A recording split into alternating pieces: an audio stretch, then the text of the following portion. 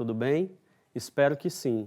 Eu sou o professor Tiago Tavares e hoje nós vamos estudar um dos conteúdos mais cobrados no Enem, as funções da linguagem.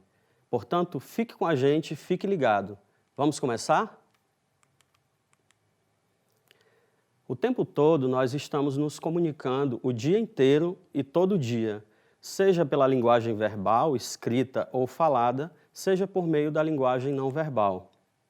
Acompanhe agora comigo no slide uma imagem bastante ilustrativa dos mais variados atos de comunicação que nós fazemos todos os dias. Essa imagem é bastante ilustrativa e ela serve para nós dizermos que a intenção do ato comunicativo define a linguagem a ser utilizada. Ou seja, o que isso quer dizer na prática? Que antes de nós pensarmos no que nós queremos dizer, aliás, antes de nós pensarmos na linguagem que nós queremos usar, nós pensamos no público que nós queremos atingir, nós pensamos em que tipo de ato comunicativo nós queremos estabelecer. Nesse sentido, as funções da linguagem estão relacionadas com os estudos da linguagem e da comunicação. Alguns estudiosos afirmam que existem pelo menos 6 funções da linguagem. Na aula de hoje, nós veremos pelo menos 3 dessas funções. Em cada função da linguagem, tem ênfase pelo menos um elemento da comunicação. E entender como essas funções funcionam é muito importante porque nos ajuda a interpretar textos com mais eficiência e a compreender como os atos comunicativos se organizam, podendo gerar mais eficiência no momento de falar ou mesmo de escrever. Ainda no slide, acompanhe comigo para a gente relembrar os 6 elementos da comunicação. O primeiro deles é o emissor, que é aquela pessoa que fala. Depois, o receptor, que é com quem se fala. O contexto, que a gente também chama de referente, ou seja, aquilo a que faço referência. A mensagem, que é o que se transmite. O canal, que é o meio de comunicação, o meio de transmissão dessa mensagem. E, por último, o código, que é aquilo que nós usamos para construir a mensagem. Um bom exemplo de código seriam as letras ou mesmo os números. A primeira função que nós vamos ver hoje é a função referencial, ou também conhecida como função denotativa. É a função chamada de predominante na informação, a função que visa transmitir uma informação objetiva mediante dados da realidade. Por isso mesmo, ela recebe também o nome de função denotativa, pois trabalha justamente com conteúdos não figurados, não figurativos, e sim com conteúdos denotativos. A função referencial tem predominância da objetividade, do discurso direto e tem foco na terceira pessoa. Por isso mesmo, está presente em notícias, artigos científicos, textos didáticos, etc. Acompanhe comigo agora um exemplo da manifestação da função referencial. Nós temos aqui um exemplo da revista Exame, que diz o seguinte: novo tratamento para coronavírus é testado em tecido humano. O texto diz: o estudo analisou como o vírus interage com o corpo em nível celular, assim como os vasos sanguíneos e rins. Estudos prévios mostram que o coronavírus se liga com células ACE2, por meio de espinhos de proteína e se reproduz causando os sintomas característicos da Covid-19, como febre, tosse e dificuldade para respirar. Vale notar que nem todos os infectados têm quadros sintomáticos. Portanto, como você percebeu, o conteúdo desse texto referente, o contexto é totalmente construído com uma linguagem denotativa e não conotativa, não com a linguagem figurada. Portanto, essa é a função referencial. Ainda nos slides, a próxima função que a gente vai acompanhar é a função emotiva, também conhecida como função expressiva.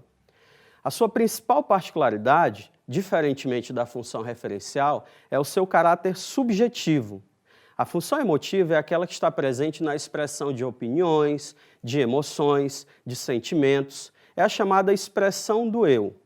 É quando nós damos nossa opinião, emitimos a nossa opinião, expressamos as nossas emoções. A função emotiva tem ênfase na expressividade pessoal do emissor.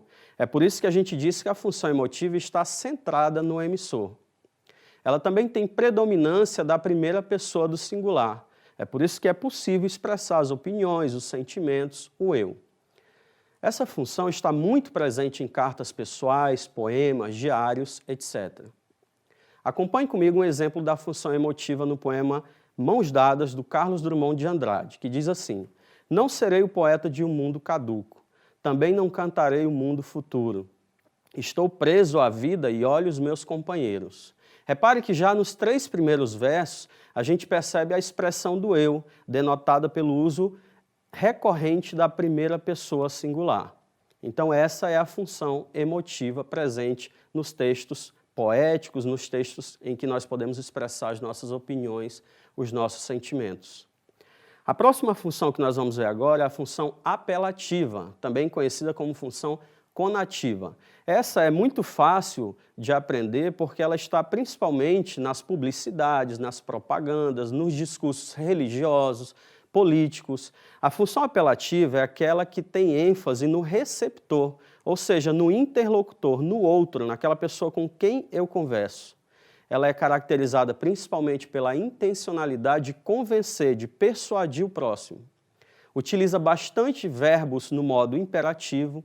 Há um comercial muito antigo, e até hoje reproduz essa fala na TV, que diz beba Coca-Cola. Esse é um exemplo clássico de um verbo no modo imperativo, que tenta convencer o outro a respeito do que ele deve fazer. A função apelativa se manifesta sempre que o emissor, também conhecido como locutor, tenta influenciar o receptor, que é também conhecido como interlocutor, a comprar um produto ou, de repente, a aderir uma ideia, uma campanha. A função apelativa é predominante, como eu disse, em publicidades, em propagandas, discursos políticos e discursos religiosos. Acompanhe comigo um exemplo. Aqui nós temos uma propaganda da Axe que diz Axe Compat, o aerosol que cabe no seu bolso. Vale destacar que, além da questão do preço, que é denotado pela mensagem, que o preço seria algo baixo, que caberia no nosso bolso, um preço pequeno, portanto, cabe no nosso bolso, nós temos também a evidência do tamanho do recipiente de aerosol. Sendo pequeno, sendo compacto, caberia no nosso bolso. Essa, então, é a função apelativa ou conativa, aquela que nós usamos para convencer o outro a comprar um produto ou, de repente, a aderir a uma ideia. Agora nós temos aqui um organograma de todas as funções da linguagem, das 6, nós vimos 3 delas hoje. Primeiro nós temos a função referencial, que é centrada no contexto, que é um dos elementos da comunicação. Depois a função poética, cujo elemento da comunicação que tem mais ênfase é a mensagem. A função emotiva, que está centrada no remetente, que é também o emissor. A função conativa ou apelativa, que está centrada no destinatário ou receptor.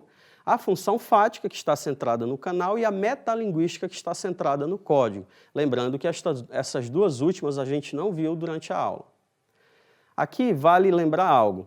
Embora se fale em função predominante, todas as funções da linguagem podem perpassar os textos de uma só vez, uma vez que todos os elementos estão presentes na comunicação. Agora, para finalizar, a gente vai fazer 2 pequenos testes e, por último, eu vou deixar uma atividade para vocês fazerem em casa. O primeiro teste é com base no texto Infância, do Carlos Drummond de Andrade, que diz: meu pai montava a cavalo, ia para o campo. Minha mãe ficava sentada cosendo. Meu irmão pequeno dormia. Eu, sozinho, menino entre mangueiras, li a história de Robinson Crusoe. Comprida história que não acaba mais. E aí você continua lendo o texto, e aí eu pergunto para você, que função da linguagem é predominante nesse texto? Se você prestou atenção na aula, você vai marcar com certeza a alternativa D, que aponta a função emotiva como a função presente e predominante nesse primeiro teste. Nesse segundo teste, nós temos então uma propaganda, um texto que diz o seguinte: não adianta bufar, a Duster Oroch chegou na frente. Temos a propaganda de um carro e eu pergunto para você, que função da linguagem é predominante no texto acima? Se você prestou atenção na aula, certamente você vai marcar a alternativa D, função apelativa, porque é aquela que tenta vender um produto e é exatamente o que nós vemos nesse anúncio. Agora, para praticar em casa, eu deixo para você algumas músicas que eu gostaria que você ouvisse e tentasse identificar qual é a função predominante nelas. As músicas são Eu Nasci há 10 mil anos atrás, do Raul Seixas, Eduardo e Mônica, do Legião Urbana, Tente Outra Vez, também do Raul Seixas, e A Canção Tocou na Hora Errada, da Ana Carolina. Eu espero que você faça essa atividade, que você também se divirta ouvindo essas músicas. Para finalizar esta aula, eu gostaria de agradecer a todos pela atenção. Foi muito bom estar com vocês até agora. Um abraço fraterno e até a próxima.